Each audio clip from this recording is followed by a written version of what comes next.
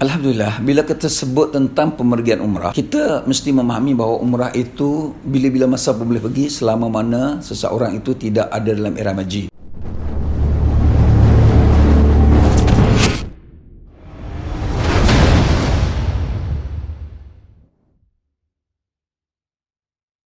Sedangkan nak pergi haji ini kena tunggu musim haji dahulu, itu pun kena berregister dengan tabung haji dan menunggu giliran berapa lama. Jadi janganlah mudah sangat kita bercita-cita nak pergi ke Mekah sebab dia tidak ada jalan lain. Berbanding dengan pemergian umrah. Pemergian umrah ini boleh pergi bila-bila masa saja dan tidak dikawal oleh tabung haji. Dia dikawal kebanyakannya oleh Kementerian Pelancongan. Dia ada unit pelancongan umrah di Kementerian Pelancongan dan dikawal juga oleh Jawha, Jabatan Wakaf Haji dan Zakat dan Haji di Jabatan Perdana Menteri. Tetapi pemergian melalui Jawha, mereka tidak ada penguatkuasaan. Cuma mereka ada peraturan yang boleh mengawal, boleh mencadangkan kepada kerajaan apa yang patut dibuat. Dengan demikian, umrah ini lebih bebas kepada umat Islam yang teringin nak pergi. Dan dia boleh pilih masa-masa bila dia nak pergi kerana dia tidak dikawal oleh mana-mana agensi. Boleh pergi dengan percuma dan amat digalakkan. Sesuai dengan ayat Quran 196 surah Al-Baqarah menyatakan Bismillahirrahmanirrahim wa atimmul hajja wal umrata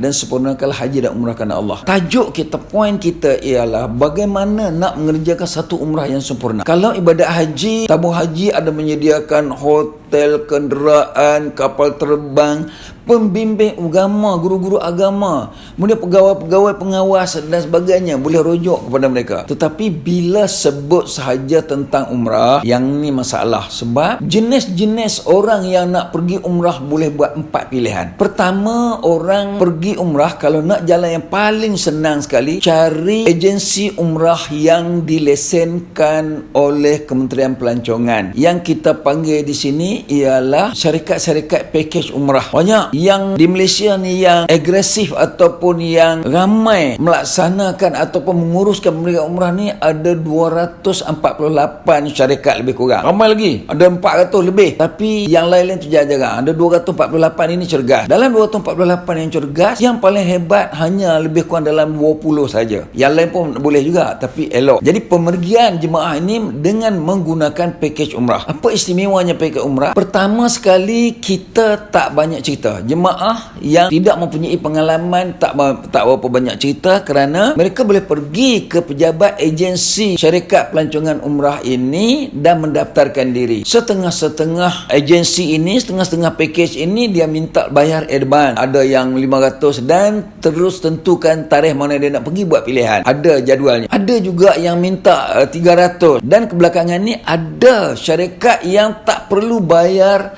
pendahuluan. Dia panggil zero deposit. Tak payah letak duit. Pergi ke pejabat syarikat ini, lalu mendaftar saja dengan berapa ramai rombongan yang nak pergi bersama dengan dia, anak, cucu dia ataupun keluarga dia. Berikan alamat yang lengkap, nombor kad pengenalan dan nombor handphone serta siapa pengikut-pengikutnya dengan nama yang lengkap dan penuh. Sebab nama ini mengikut dalam kad pengenalan disebabkan nak hantar mofa. Mofa artinya kebenaran menunaikan umrah oleh Kementerian Haji dan Umrah Arab Saudi. Hantar mofa tu akan balik. Lepas itu kita tak perlu buat apa lagi dah. Nanti pihak package akan memanggil kita ke pejabat mereka setiap hari Sabtu ataupun Ahad, ikut pilihan mana yang pejabat package itu buat, iaitu untuk mengikuti kursus haji di mana syarikat akan menerangkan satu persatu perjalanan. Jadi dia tidak mungkin akan terpesong atau tidak mungkin akan tertipu atau tidak mungkin akan tidak tahu nak pergi macam mana sebab syarikat ini telah atur dengan cantik. Setiap hari Ahad atau Sabtu datanglah dengan ceramah dan boleh bersoal jawab pula.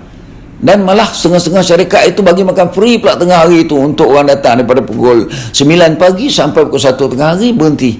Ini cantik. Kemudian akhirnya bila sampai masa nak pergi, disediakan mutawif, diberi bimbingan, dibagi buku panduan, bagi buku panduan, bagi bimbingan, ceramah umrah sehingga sampai mereka faham. Dan ceramah umrah ni tak kisah, kebanyakan syarikat-syarikat ni datang berapa kali pun datang, tak ada masalah. Dia buat kat masjid ataupun kat dewan, datang aja dengan percuma pula tu. Bayangkan punya kemudahan sebab masing-masing semua nak tarik pelanggan, dia buat macam tu lah. Kemudian Nak terbang nanti pula akan diatur sekian lah, bila nak turun, nak pergi ke lapangan terbang, apa nak pakai, benda mana nak bawa, beg macam mana nak sediakan, semua diatur dengan begitu rapi. Dipendekkan cerita, akhirnya mereka pun ada tiket, ada pasport dah siap, visa dah siap, terbang ke Mekah. Dan di Mekah akan diatur oleh mutawif di sana, bawa pergi tawaf, sa'i, bergunting, esok bawa pergi lagi buat lawatan, ada lagi umrah lagi, sekurang-kurangnya 3 kali, tu sekurang-kurangnya 3 kali buat umrah. Lepas tu siap dengan lawatan, kemudian akan dibawa pergi ke Madinah, di Madinah bawa balik. Ramai jemaah yang pergi melalui sistem pertama, iaitu dengan menggunakan pakej umrah yang berlesen di bawah kelolaan Kementerian Pelancongan ini biasanya sempurna, dan mereka ini senang saja nak percaya, mereka selalu iklan dalam surat khabar tentang kehebatan pakej masing-masing. Jadi inilah yang paling saya rasa nak mengajak semua jemaah, janganlah pilih pakej-pakej yang kita tak berapa pasti, nak pula murah, ambil yang ini sebab ini tidak boleh tipu. Dia ada kandungan-kandungan yang berkaitan. Dan andainya kalau tak jadi pergi pun, wang akan dipulangkan balik sebab mereka keluarkan resit. Tetapi kena potong sedikit sebab perbelanjaan pentadbiran dan pengurusan. Potong sikit, tak banyak, lebih kuranglah 25% saja kalau tak salah. Dia ada peraturan dalam Kementerian Pelancongan. Don't forget to subscribe our YouTube channel at DSK KLMUC Official and follow our Instagram and Facebook page at DSK KLMUC and DSK School of Management Official.